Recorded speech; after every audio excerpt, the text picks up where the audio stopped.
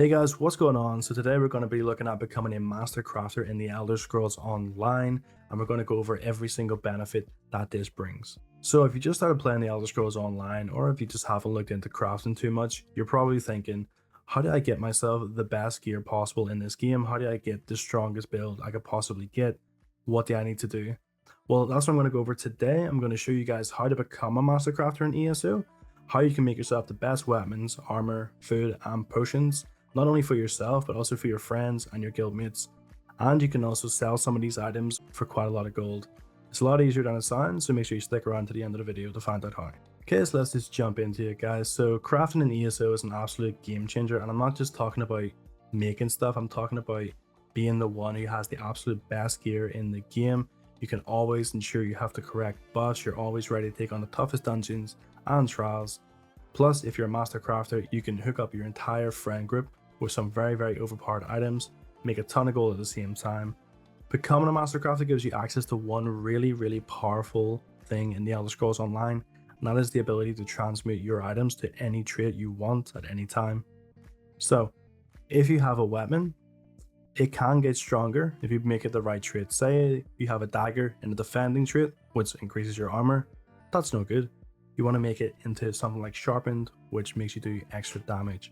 So being a master crafter isn't just something that you do to get a title, to get an achievement, it's something that gives you an edge in some of the hardest content that ESO has to offer. Being a master crafter lets you tweak the traits on your weapons and armor, which is unbelievably important for having the most perfect build and the strongest builds. It also allows you to make some really rare potions and foods that you're probably not going to find on the market because they're very niche, but they'll be very helpful and specific to your needs. And you'll also be able to save a ton of gold in the process of making your own items because other people overcharge quite a lot, and that is actually something that you can definitely do whenever you become one. So how do we actually get there? How do we become a master crafter? So I'm going to walk you through it. It's pretty straightforward, but you do need to put in a little bit of time to get there. So the first thing we actually want to do is we want to take one of our characters and we want to level it to champion point level 160, okay? So that's before we do any crafting, before we do research, things like that. The reason for that is that we want to make sure that we can craft the best armor, the best weapons, best jewelry, and all the best glyphs and additional items. Armor does not get better past this point. The strongest armor you can ever obtain is a CP 160. So just make sure you get there first, and then we'll take it from there. So as soon as we're at that level, we have some skill points to assign into our skill trees. What we want to do is start leveling up our crafting skill lines. So leveling up your crafting skill lines allows you to make the highest level of armor. So that would be your CP 160 armor. And there are also some really useful passives that you get here. So for example, if we look at the blacksmithing passives, you can reduce your research time by 25% and it sets a limit of 30 days. Now we're going to get into researching in a second, but it is one of the most crucial and time consuming pieces of becoming a master crafter. And this is a very crucial passive. We then have our temper expertise. So again, this just means that it doubles the chances of improving an item with your tempering alloys or your drawbacks, things like this. This is really crucial because once you make an item, there are different tiers of items. So there are white, green, blue, purple, gold. You want to make your item gold, which is the strongest it could possibly be. And to do that, it can be quite expensive in buying these upgrade materials that you will need, but obviously that cost is probably halved, if not more than halved, by these passives. Now, I'm not going to go into specifically how to level up every single one of these skill lines. Now, there is a guide on my channel that I will link below. Once you get all your skill lines to level 50, what we're going to do is we're going to move on to the next section here, which is researching. In terms of researching traits, as we're starting out, we want to focus on all the traits that fit your particular build at the moment. So if you're running a DPS setup, you want to go ahead and get bloodthirsty researched on your rings and your necklaces. You're going to want to get divines on your light armor. You're going to get Nirnhorned and precise on your daggers. And this is going to give you access to the best DPS build that you could have at this time. And then we want to build from there. So obviously we want to have every single one of these traits unlocked at some point. So that means that we have to research every weapon, every piece of light armor, every piece of medium armor, every piece of heavy armor, all the staffs, all the bows, all the shields, okay? Alright, this does take a lot of time, and that is why it's very important for us to get into how we can speed this up, which is of course having those passives in there which slow down the research time.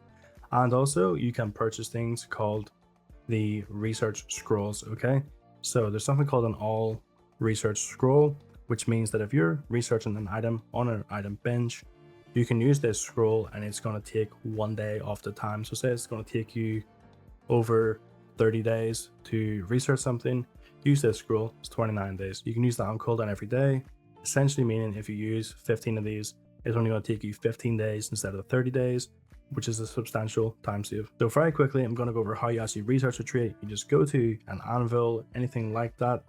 You go across to research, you pick an item you want to research / deconstruct. It will destroy the item, so make sure it's an item you don't care about, a very cheap item, something you've picked up. And you will then learn that trait after some time. So once you've leveled up all your skill lines to the maximum they can possibly be, and you've slotted your passives into every single one of the passive slots in each of these skill lines, you're gonna be able to make yourself the best glyphs. And this is very important for boosting your armor and your weapons damage and resistances, things like this.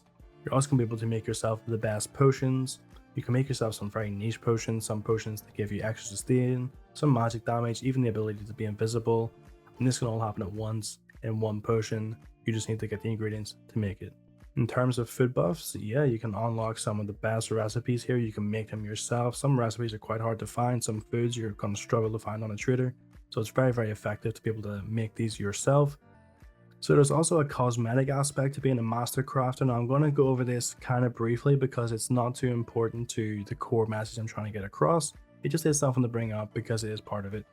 So what you can do is you can get a load of motifs, which are basically little designs of different pieces of armor and weapons, such as the Daedric style, which you'll be familiar with from Skyrim, things like that. You can get a little page, click on it, you learn how to make this. You can then craft your weapons and your armors to look just like this in this particular style.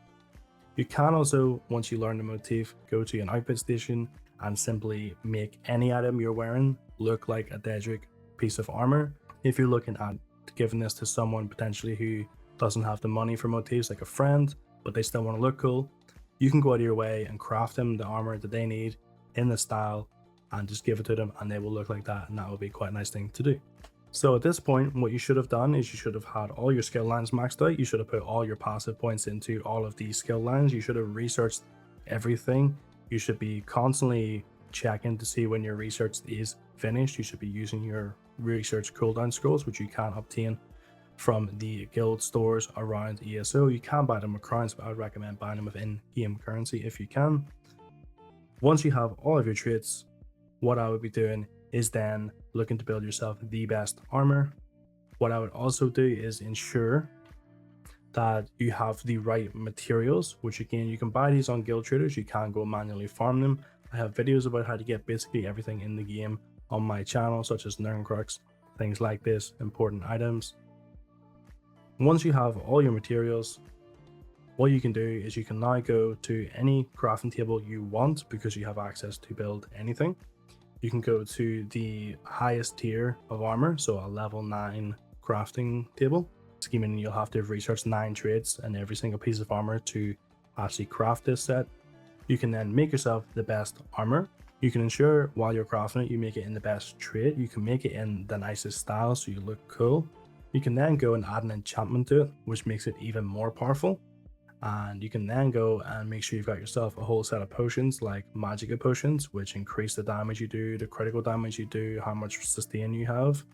You can then go and make yourself a nice piece of food, like gives you an extra 4,000 or 5,000 Magicka, gives you extra health, means you get more damage, more sustain, and you're able to stay alive a lot longer. And it also makes all of these things, such as the food, last longer, and it means you can use the potions more often as well. And if you're struggling for money at the time when you are a master crafter, what you can be doing is just crafting weapons and armor of these really high tier sets that not many other people can actually craft.